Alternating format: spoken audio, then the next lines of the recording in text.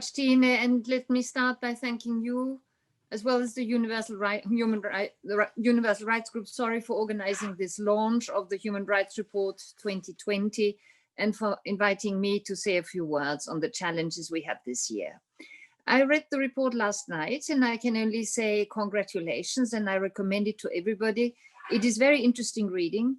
It also somehow made me relive the year with all the roller coaster that was involved in this. If you read the report, you'll find everything you want to know.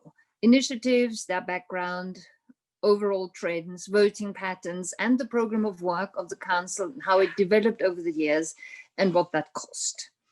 It is a bit of an understatement to say that 2020 was a challenging year. It may have been the most challenging year since the beginning of the Council 14 years ago. And as I said, it felt a bit like a roller coaster with some soft landings in between. We started with what we already thought was a huge problem, and that was the financial crisis of the United Nations and the emergency measures which the Secretary General had taken in that context.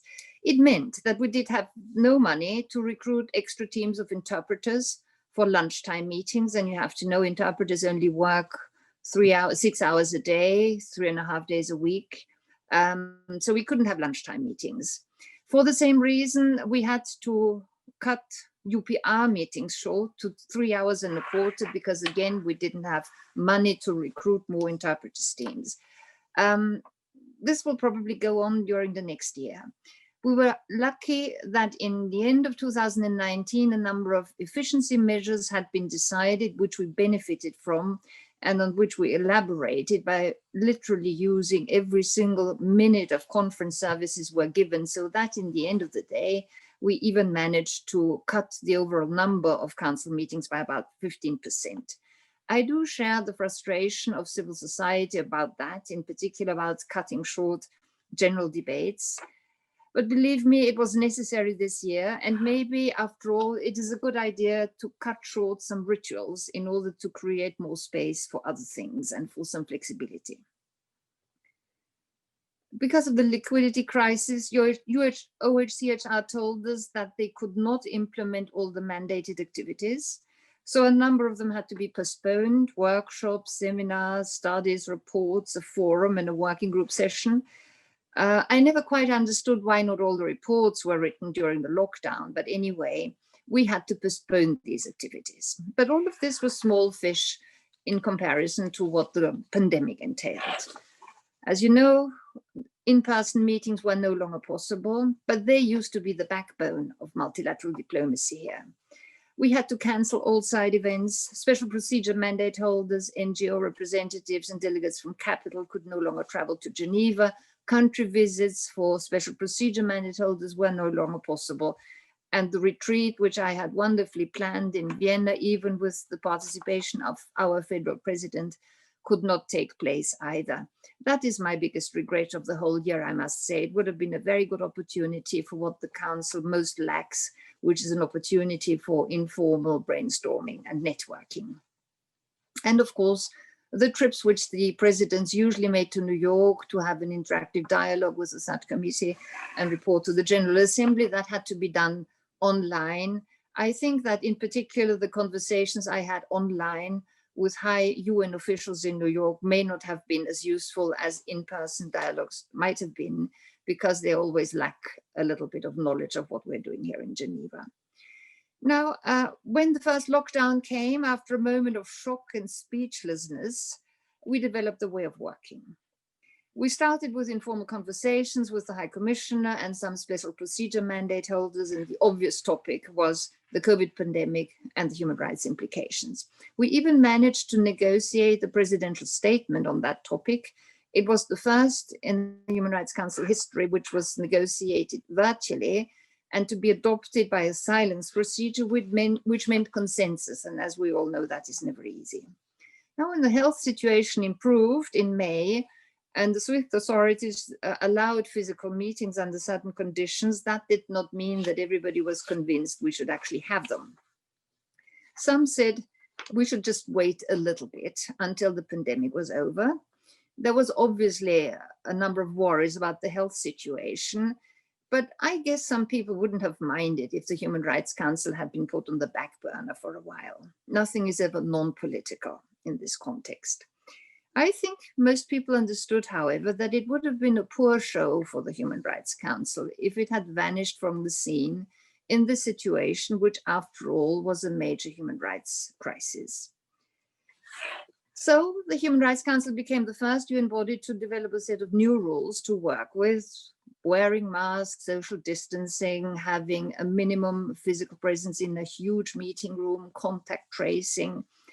We were the pioneers, and other UN bodies then copied that system which we developed here. The Human Rights Council had been the last organization which went into lockdown in March, and it was the first in June which came out of it again.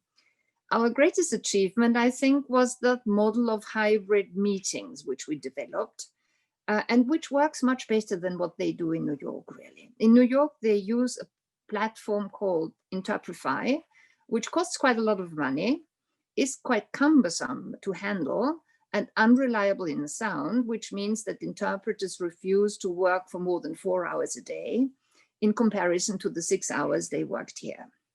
We managed to establish a combination between physical presence of a small number of delegates in the room and interpreters in their booth, and all the rest of the delegations online, which was much cheaper and also worked better than the Interprify software.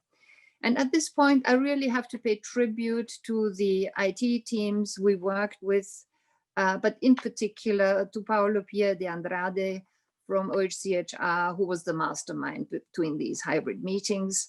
I hope he's listening and hearing this. Without him, it wouldn't have been possible. He made our lives easier, and he also helped the UN save a lot of money.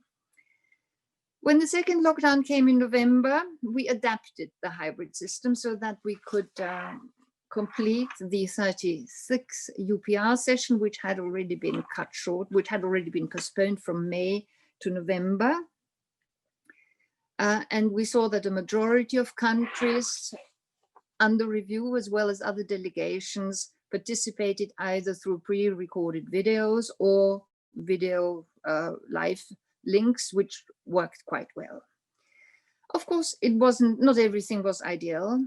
The Human Rights Council, even in normal times, is not famous for genuine dialogue and interaction. We have these time constraints which oblige us to prepare statements, and then very often there is no genuine interaction. But that is a debate which I hope will be conducted at a later stage once conditions are back to normal.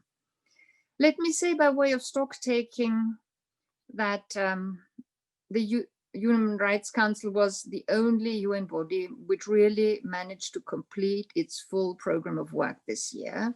And in addition to that, it held the 2 urgent debates, which were already mentioned by the High Commissioner. So it did its job of protecting and promoting human rights against the backdrop of what was going on during the whole year. It made sure that the human rights issues did not get lost in the quicksand of other challenges. And I hope this will give hope to all those people around the world whose human rights get violated. They will at least know that their problems are not being forgotten. I'm happy to say that in this difficult year, we also had some positive stories. One of them is mentioned in detail in the report, and that is Sudan, but it wasn't the only one. I take this opportunity to say that I was really blessed with wonderful vice presidents. I hope they can hear this. I don't recall a single instance in the Bureau where we had problems with each other. And I also had wonderful collaborators who I think neither slept nor ate in order to be at the service of you all around the year. I would very much like to thank civil society for their contributions over the year under these difficult circumstances. I always felt you were supporting us, and that was a good feeling to have. Thank you very much. Thank you